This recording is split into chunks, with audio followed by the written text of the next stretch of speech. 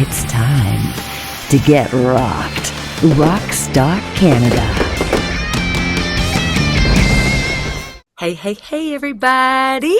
I am so excited to introduce this band to you guys. Welcome, RockStock Canada fans. Hope you guys are enjoying these interviews. Listen, I know that the world doesn't have time for more than 30 seconds these days, but take the damn time. The reason I say take the damn time is all of us have something important to say, especially for people that are musician fans or musicians themselves, just to hear a little bit of that backdoor story of what we go through and what it's like to be a band in today's environment, in today's world, especially compared to yesterday, is a big deal.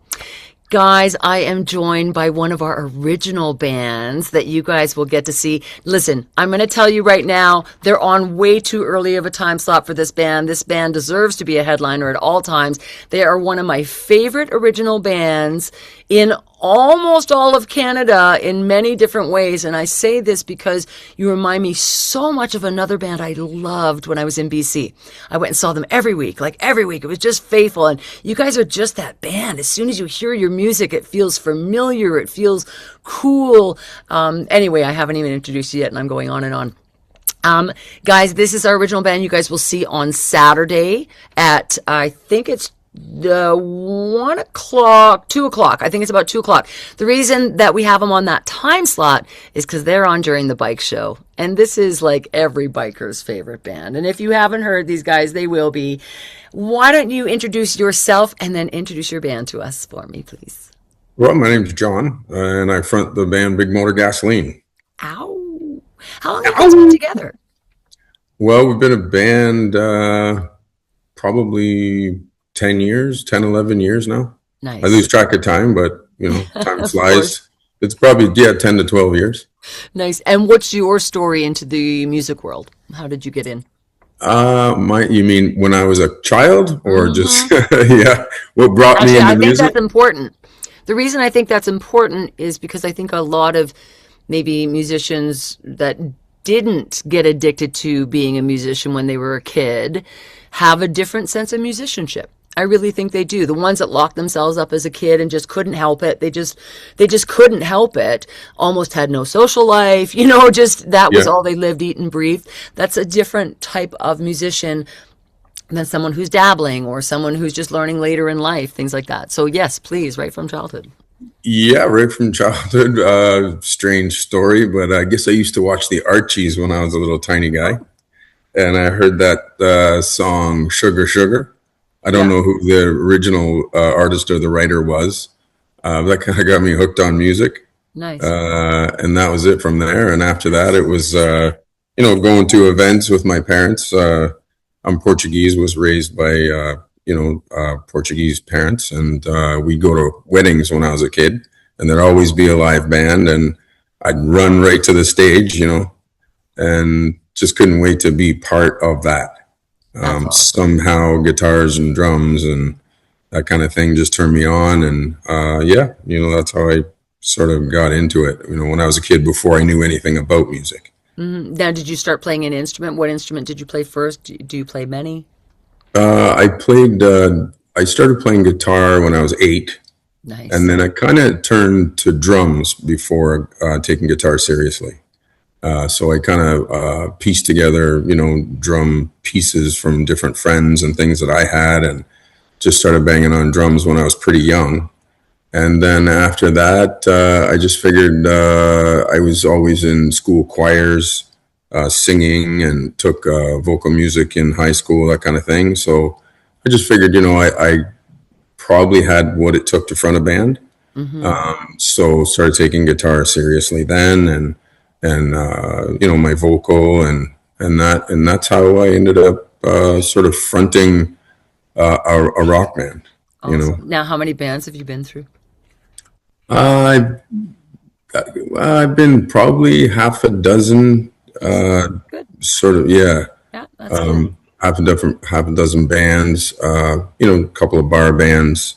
My first original bar band. I was living in Toronto, and I started writing then. And we rehearsed 4 days a week for that band and got playing all the mainstream rock clubs after a year of rehearsals. Nice. And that was sort of my introduction, to to the bar circuit in Toronto. And The it's such a original stuff. it's such a different world, isn't it, when you're shopping originals versus being a cover band, especially in the bar scene. Oh, guaranteed. And we were lucky back then. I was right at the tail end of the whole original band thing in Toronto. That was that was back in the '90s, I guess, early '90s. And it was very trendy at that time. It was very trending. I went to Yeah, one. and that's when the music fan was so wanted to hear original bands. Hmm. After that, don't know why, but cover bands kind of took over. Tribute bands kind of took Yeah. over. So yeah, and then I moved up out of the city, moved to the country in 1991, and continued writing. Then hooked up with another band out of Toronto called Rademacher. We did an album with them. So I drive, to the city from the country, one day a week for rehearsal and shows on weekends and that kind of thing. And we did that for about 3 years, which was cool. Did the record. I still have a couple of copies of the record somewhere. It was really cool. The guys were really great, and it was sort of a prog rock kind of thing, a little heavier than what we're doing now. Hmm.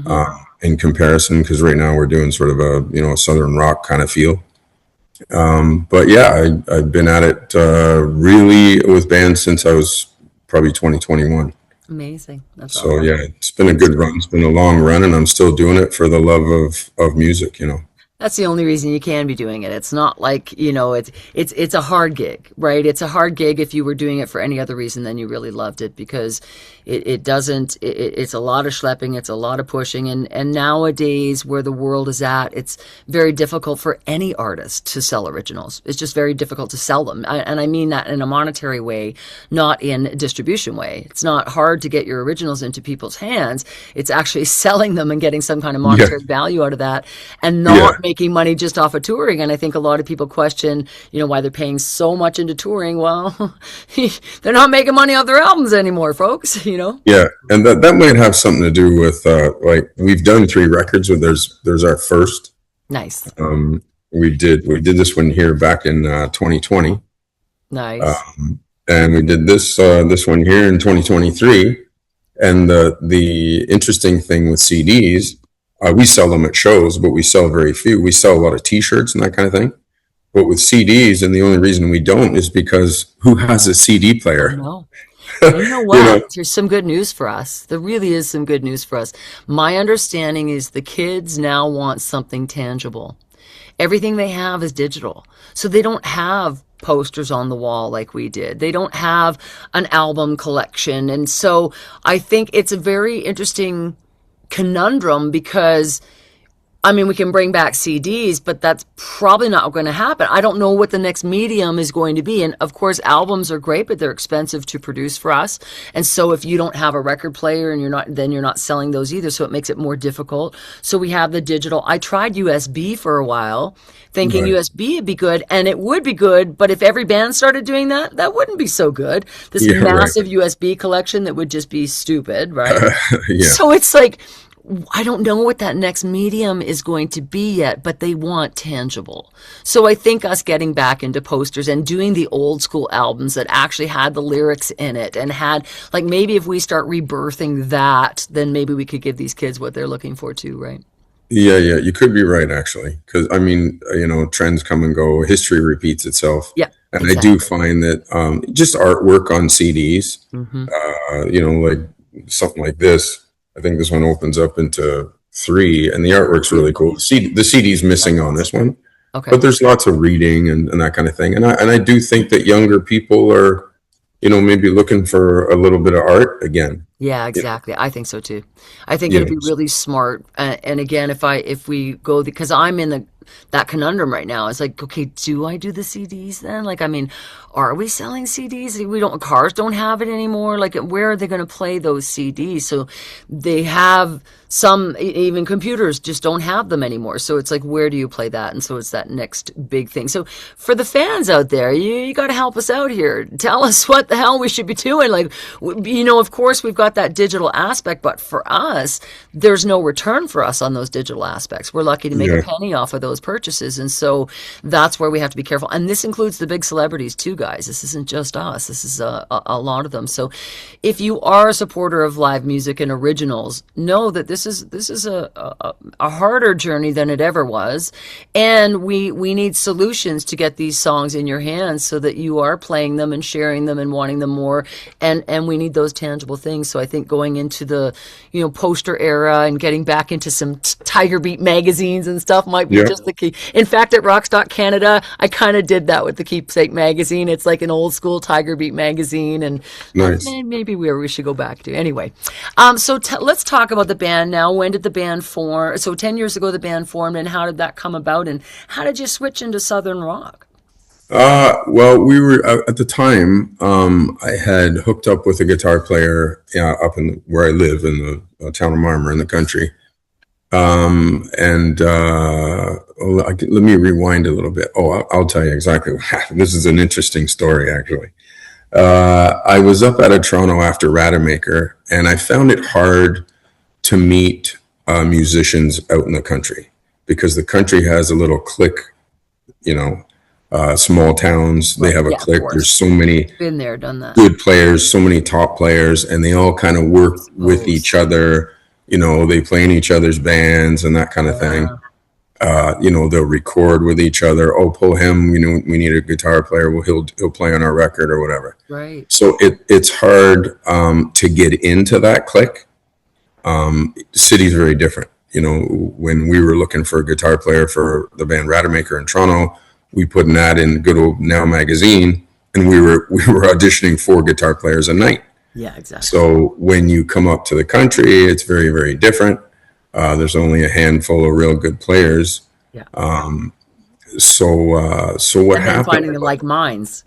Players are Well, one it- thing. It's finding Well, like that's the minds. thing, and there's So hard. very few to pull from anyway, and then you obviously need the ability to be able to work together. Yeah. So it was really tough, and I had an ad, that I scribbled and put in a couple of guitar stores in the city of Belleville, and those were the only 2 music stores in Belleville at the time. And I'd sort of given up, the fact that I don't think I'm going to be able to meet anybody, and then these guys probably won't let me in it, anyway, because I'm from Toronto. Yeah. So I kind of gave up the idea. And one day I was in the vehicle driving, and my phone goes off. So I picked up the phone. I don't answer the phone when I'm driving, but I'll say I did. I So hear, anyway, picked up the phone. I I'm can hear talking. that. And and this guy calls me and goes, "Oh, is this John?" And I said, "Yeah." And he says, "Oh, I saw your ad in a music store." So I thought, my ad in a music store, am I selling something? I didn't even remember it. It was a couple years later. Oh, wow. Surprised the ad. Yeah, no joke. I'm surprised the ad was still hanging there, right? So I'm like, my ad in a music store, and he says, "Yeah." He says, "It says you're a singer and a guitar player." And I said, "Oh, that ad." I said, "Man, you know what? I've given up on that." And he goes, "Well, what do you mean?" I said, "I don't know. It's, I don't think I'm going to get back into that again. And, a lot goes on in my life right now." And he goes, "Hey, man, why don't we just get together for a coffee?" And I'm like, "I don't know." And he just kept on the phone, Good for him. So I said, "Okay, man, whatever. We'll get together for a coffee." So I met him out on Highway 7, town of Madoc. They had a Tim Hortons there, and I met him, and he shows up on a Harley and, ponytail down to his waist and big, stocky, scary looking dude. And I thought, okay, well, he looks cool, right? So we go in and we start, shooting the shit with him. And he's like, "Man, why don't we just get together?" At the time he had a drummer, a young drummer. He had a bass player, and he was playing guitar. Okay. And he says, I got rehearsal set up at my place. Why don't we just get together? And I'm like, what am I going to lose, right? Yeah, exactly. So I figured, I'll get together with these guys. They were doing covers. Jam. Yeah. Okay. Yeah, they were doing covers. They already had a list of covers. So I knew a lot of covers, just being in it for so long. And so I showed up to his place, and we kind of started running through songs. And he's like, "Man, you sound good. And, are you interested?" And I said, "Well, why don't we run a few rehearsals and see what happens?" Okay. So that's how this started. And he was the original guitar player with Big Motor Gasoline. Oh, okay. So we did a bunch of covers for a few years. And then I got bored with the As cover Big Motor thing. Gasoline? No, as Okay. I can't even remember the name of the band at the That's time. okay then. That's okay. I think we called it Trainwreck, actually, believe it or not. Nice. You know, and even the audience would be, why do you guys call this thing Trainwreck? You guys Yeah, sound it's great. such a negative. You know what I mean? We were planning to come out to see, a bunch of mess, Yeah. but That's like I so we keep did putting that. lightning in all my RockStock stuff because I'm a lightning ball of energy and I'm thinking, ooh, am I willing something here? Maybe I need to stop doing that. Yeah, so we did that for a couple of years, and I got bored with it, and I was wanting to start writing again. So I spoke with his name's Roger, actually, and spoke with him and said, "Look, man, I'm getting bored of this cover thing. I want to write some songs." And he says, "Oh man, I'm not really interested in that." Oh, So I kept trying to push it, and he really didn't want to do it. So I said, the cover thing is just it's not for me anymore. So unfortunately, I think I'm just going to stop for now, and I'm going to go home and just start writing. yeah. And he says, "Okay, man, no problem, no hard feelings, and good luck with all that." And so it was about, I don't know, 7, 8 months later, I get a phone call. He's on the phone. He says, "Hey, man, so you want to write songs?" And I'm like, "Yeah, I want to write songs. Are you interested?" He says, "All right, why don't we get together and we'll see what we can do." And that's how Big Motor Gasoline started. Nice. So I already had a bunch of songs in my pocket. He loved them.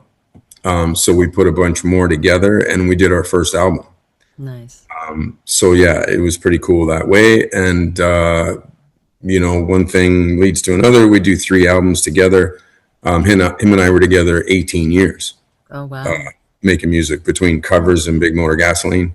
Fantastic. So yeah, it was a great ride. It was a lot of fun. And then he, 2 years ago, he decided he had enough of just the traveling thing. He really wanted to spend time riding his bike. Both him and his wife rode motorcycles, and he just like, man, you know what? Because he still works, so he only had weekends to ride, kind of thing. Yeah. So he's, I want to ride and that kind of thing. So I said, "Hey, man, cool, go do what you got to do." And after that, I started going through guitar players. I found a young guitar player that had only played for about 3 years, believe it or not. Really smart. Yeah. And young kid, he was 25 or something at the time. And he's been working his butt off, and he's now, Clear, fresh. Not only yeah, that, you're then see. I really am loving seeing some of these bands. I saw it first with Alice Cooper. He brought in Nita Strauss, and Nita to me stole the show. And how do you steal a show from Alice Cooper? Like oh yeah, seriously, how do you steal a show from that man? But yeah, it was just in she's so enthralling to watch, so beautiful. What it's going to do though is bring the youth in, and to me.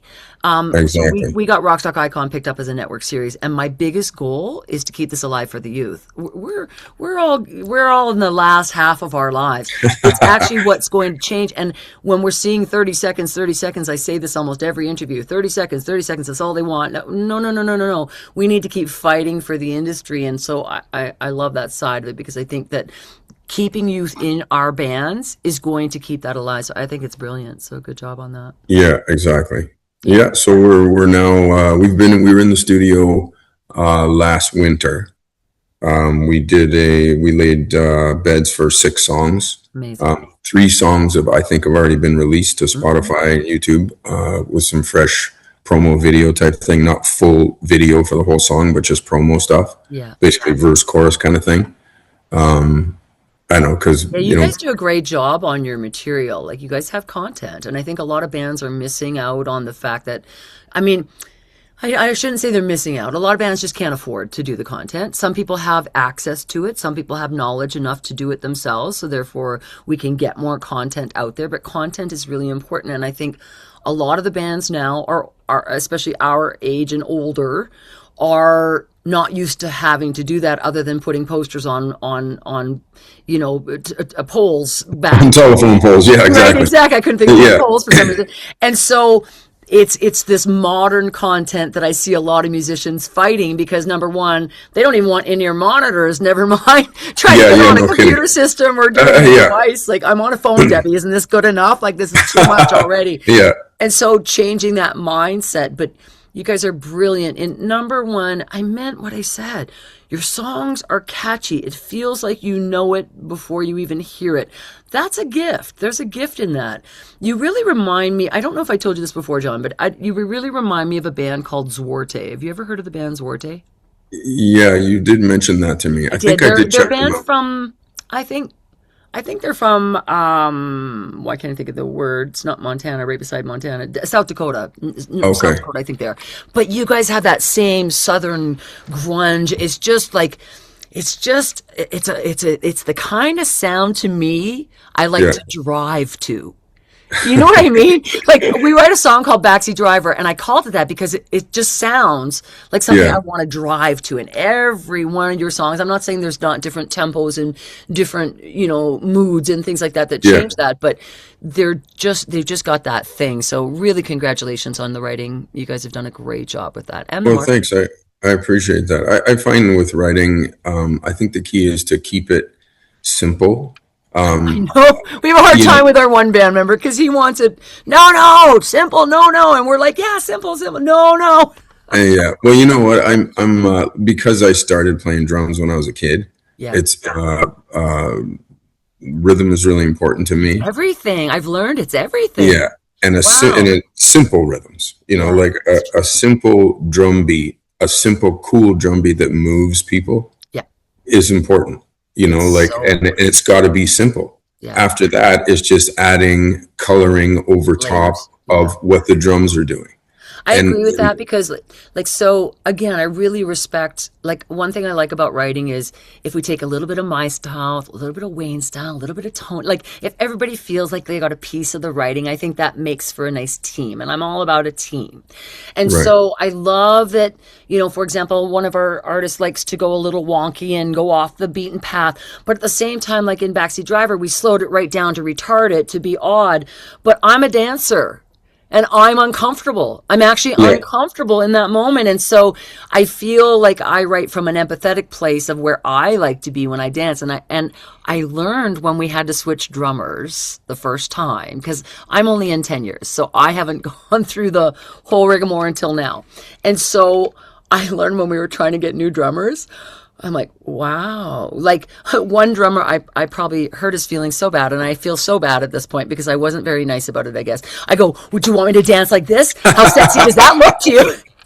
Because it was just so yeah, fast. And I think a lot of musicians get nervous or excited or right, passionate, whatever way you want to word it, when they get live and they right, go faster than they yeah, should. So I'm known as a band who goes slower, but I yeah, like that because you get relaxed into the pocket and eventually you find that. So it's huge what you're saying right now. It's huge, and yeah. I never understood it to be the drumming until that point. So Oh, thanks totally. for sharing that. It's really Yeah, important. totally. Click track helps too, in rehearsal at least, Yeah, to keep yeah. the tempos where we need them. That's And exactly then right. live, like you say, people get excited live too. But if you're rehearsing with a click, That's true. um, That's a good point. yes.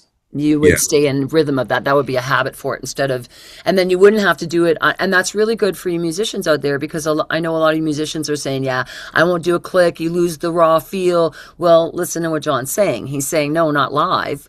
Maybe yeah, live, you're not doing the click unless the drummer wants to, obviously, for his own needs. But on the rehearsals, you're at that place where it's comfortable, a comfortable space. that's right. Space.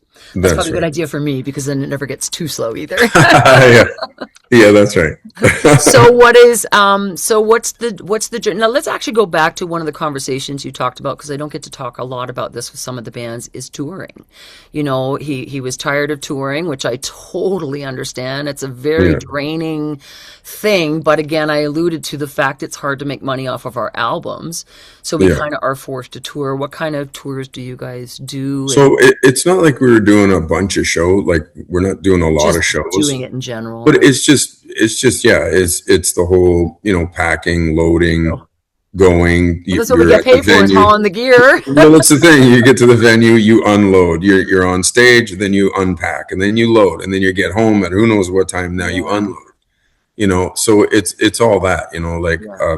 I think people don't realize, um, that we Right. kind of we do this for the love of music because we're not making money. No, We've got a lot more. money invested in gear, as especially guitar players, because we all have the guitar disease. We Yes. can't stop buying Pedal guitars. disease. So it's like there's a lot of money going on. Yeah. But I guess it's probably not too much different than a lot of other interests that we may have. Well, actually, I think that the way to clarify that better for audience perspective, for those of you that are not in a band, is that back in the day, there was roadies. Roadies lugged Right. all the gear. You didn't have to lug the gear. The pay was probably the exact same as it is now, Yeah. except you didn't have to lug gear, you didn't have to set anything up. You just showed up, did your sound check, and left. And so now, especially when you look at people my age and up, in our 50s and up, which is a lot of our rock musicians, because we're keeping it alive. When you look at that, we have sore knees, sore backs, sore hips. Our bodies are hurting, folks, and they are schlepping, carrying these massive, which I wish the musicians would modernize, but they're Yeah. carrying these massive pieces of equipment, hurting their backs all the time, and literally, especially the bar bands, guys, they're making 100, maybe $200 a night for Yeah. that. And while for some of you, well, I don't make $200 a day, I get that, but we're not working full time here. It's so Yeah, that's different right. if you were working full time, and you're putting in a good 7 to 8 hours in that day altogether. If you think Oh, of guaranteed. prepping and going there and practicing and all the stuff we do, then add on top everything John was just talking about, the expense of the PA, the equipment, Yeah. when equipment breaks, when it rains, when it storms on us and our equipment breaks and no one's compensating for those kind of things. They're all important for sure. Yeah. Yeah. Live music is great. I just saw Sash Jordan last night, Nice. and you can appreciate everything that goes into a show like that. We have in Peterborough here, we actually have the longest free concert, like running series of concerts. They've done it for almost 40 years, and Oh, it's the wow. it's the largest, longest running free concert series in the country. So does that So mean they don't even have to pay for the artist? Do you know? no, they pay for the artist, Okay, but the okay. audience It's just free for rolls everybody else. What a rolls into the beautiful park thing. with a Wow. lawn chair, and there's no Beautiful. ticket sales. What a So they, nice, but there's a lot of volunteers. They do 50-50. They sell merch, da da da da of da. course. So they generate income, and I think in this case, the business association here is the one kind of Heading that footing the up. bill for all that kind of thing. But there's a Exactly. lot that goes on. Whether you're doing your own shows, hauling a PA, or you're playing a festival, there's still a lot going on with the price of everything today. And It's true. I think I think as an audience, you need to appreciate everything that goes into bringing live music to the public. That's right. Whether it's a single band hauling a PA or a festival, there's a lot of work, a lot of thought, a lot of behind the scenes work, a lot of volunteers, especially with festivals and that kind of thing. And people have a great time, but a lot don't really understand exactly what goes. And I'm not even talking about bands and the work and the money and everything that they do and the rehearsals and all stuff. I'm talking about just everybody involved, especially in a festival, Yeah. volunteers and everything else. So there's a lot. And again, all those people do it for the love of music. It's true. It You actually know, blew me away when we had our first staff meeting, because this is a first festival for us, obviously. hmm It was kind of just a weird thing. Okay, let's do it. Let's do it. Yeah, But it's like I said, okay, I want to get you all on a like some kind of salary. And they're like, oh no, Debbie, we volunteer. And I mean, what do you mean? yeah, You run 7 festivals. What do you mean you volunteer? You work full time and you run yeah, 7 festivals and yeah. you do this for free. And then they reminded me, Deb, we're a not for profit. You can't actually pay us. And I'm like, Right. oh my God, I didn't even think that way. So, when you look at these kind of things, the gift we are given as a festival producer, not even knowing and realizing to that degree. And thank God they're that way, because now if I did have a salary, I'd be screwed. I'm so over budget. Like, I'm so over budget, I'd be just Oh, screwed. guaranteed. So Yeah. these volunteers are the reason this show happens. It's all of us, including myself. I haven't worked my regular job in a while, which is really bad. I'm a voice Right. actor and I work a lot, but I'm just full time. I Oh, can't guaranteed. stop. And so there's there's when one of the things I really want to do with RockStock Icon, besides support getting it out there to younger people, which is a big thing. One of the other bigger things I want to do is really honor the festivals, talk about the behind scenes of music, period. I want to Yeah. talk about the 5-way, 4-way, 10-way marriage that we all go through. I want to talk about what it's like. I want people to be realistic when they get into this, to understand why are they not making money. Maybe if the audience had more education of why these artists are doing what they're doing and what goes on behind a show, and the more we can show them of the exposure of everything behind scenes, the more appreciation they have for every ticket they purchase. And I That's right. think that makes a big difference to keeping this a group effort with our audience, as well as our colleagues who are helping us put this all together in any capacity, whether it's promotion teams, management, whether it's agents, whether it's the bands, whether it's music producers. There's a big lot of passion in this world, and although Yeah. there's a lot of moguls and corporations in there too, when you talk to us musicians, they've been doing it for the love of it since the very beginning, no matter how much money ever was made or was ever taken away from them. Yeah, that's Both right. sides. That's right. So for anybody listening to this conversation, get out there now and get your tickets to Rockstock. Bring your friends, bring your family. Let's rock and roll. Let's have a good party. I Get 'em now. love that. They got to get them now. They got to get them now. I paid him to say that, of course, guys. No, It's she a didn't. big bucks. I appreciate that, John. I appreciate that a lot. I want you to know I really wanted to do these interviews because one of the things that I think, like, number one, when I do things, I have to go 5,000%. I don't know how to do it. Everybody's like, Dad, you're way over your head. I know. That's what I do. That's how I do things. I'm not going to do it any other way. So just get used to it, is what I've told Yeah. everybody. But I wanted to give not only, I want the audience to feel special when they're there. I want them to feel it's about them. We really worked hard on choosing performance bands, performer, so that the audience feels like they're the show too. Yeah. I want the stage hands. I want them to feel super important and loved and adored and respected. I want the bands to feel special. And I'm not suggesting that any festival doesn't make bands feel special. I just want to go above and beyond, put in the extra time it takes for me to do all these interviews and share this with everybody so that you get an experience of the personality of these bands too. Because the personality is really what sells any artist. And I think a lot of people miss that and understand it's not just about those 12 notes or the 13th. It's really about the personality, the passion, the story, the history, and the team that is created to build all of this from the bands all the way. So I just really wanted you guys to feel special. And so it wasn't about promoting this. It was really about promoting you and Big Motor Gasoline, guys. I cannot stress it enough. I'm not saying it to say it. I love this band. Very worthy of buying their albums. I just love them. I think they're great. I want some merch. Hopefully you're bringing some, because I want Oh, yeah. some shirts happening here. Yeah. And thank you as well for donating for some of our prize pools and stuff. We really appreciate that. The bands have been extraordinary that way, so we appreciate that.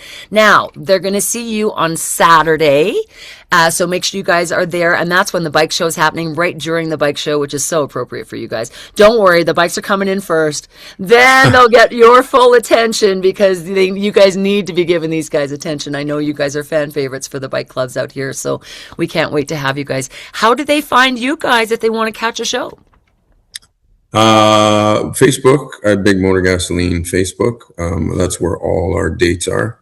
Awesome. We're not doing a whole bunch. I think we're only doing 6 this summer. But yeah, that's where they can. Awesome. And to buy see albums and everything. stuff, can they buy them online or? They can go to bigmotorgasoline.com to our website. There's all kinds of, there's records there, there's t-shirts, all our merch is there also. So we can ship that out to people, but we're definitely bringing CDs, whether you got a CD player or not. We're bringing CDs, we'll bring t-shirts, and we'll bring everything we have. And we're so looking forward to, meeting everybody, the crew at RockStock and all the fans, and just so happy to be part of your event and summer, That's Exactly. what summer is all about, music to me. And the fans, and that connection between bands and the people working the festival, and the connection between bands and the audience, You're here. And I know you that's guys are what going to stay with does us it. for for the weekend. Yeah, So we're really we'll be honored there to for the have you weekend. guys. So we'll be. If you say you're a dancer, I'm a dancer. I'll be dancing the front row for every band. You and I are going to be together 100%. That's where I am at all times if I can be. I know I'm going to be a bit of a bride at the wedding, but I Yeah, intend yeah. to be in I'm front of sure that you will stage be. on every artist, I hope. Yeah, Thank you, guaranteed. John, so much. And thank you to your band. You guys are fantastic. I can't wait to see you all again. These guys are really worth your time. Big Motor Gasoline. Check them out on Facebook. Go bigmotorgasoline.com and go support them and buy some merch. Otherwise, you guys can see them in person at RockStock Canada. We'll see you guys All right. later. Thanks Go so get much, your John. tickets. See you guys. You guys, how can they find you guys, Steve? I'll leave that to Christine. Okay, Christine, that's your job now. That's mine. Yeah, so you can find us online. That's Just key2music.com is our. Yes. Oh, thank you. That's perfect. Awesome. Now, thank you guys so much again for being a part of this. Christine, we're going to see you. Steve, I'd love to invite you. Of course, I'm no pressure. It's only a live interview. It's all good. But I'd love to invite you as well as a judge. We definitely could use some more really phenomenal judges to give these musicians, working musicians, junior musicians, some insights, some advice, and if Christine, you happen to see her guys there at RockStock Canada, make sure and say hi to her, introduce yourself. Please don't feel like it's a pitch fest. Instead, get to know these people. They're human beings. Ask them about themselves. Ask them what they do. Why do they love what they're doing? Because they're just like us. They have a passion for music, whether they're the musician or whether they're the fan. It doesn't matter. In whatever capacity, we're all supporting this one same initiative that is our common bond. So hopefully we'll see you both there. But if not, we will for sure see Christine Leslie, guys. She is I one will of be our there. judges for RockStock Icon. Yay! Thank you so much again. And thank you as well, Tattoo Studios. You guys will find them. I'll put the website as well on here, and we will see you again next time. Thank you, guys. Till next time, everybody. RockStock Canada. This summer, the nation's biggest rock celebration is here. August 14th to the 16th, with a full weekend of live music, camping, and the ultimate car and bike show. We're raising the volume and support for 3 incredible charities, with even more surprises dropping soon. Get your rock on.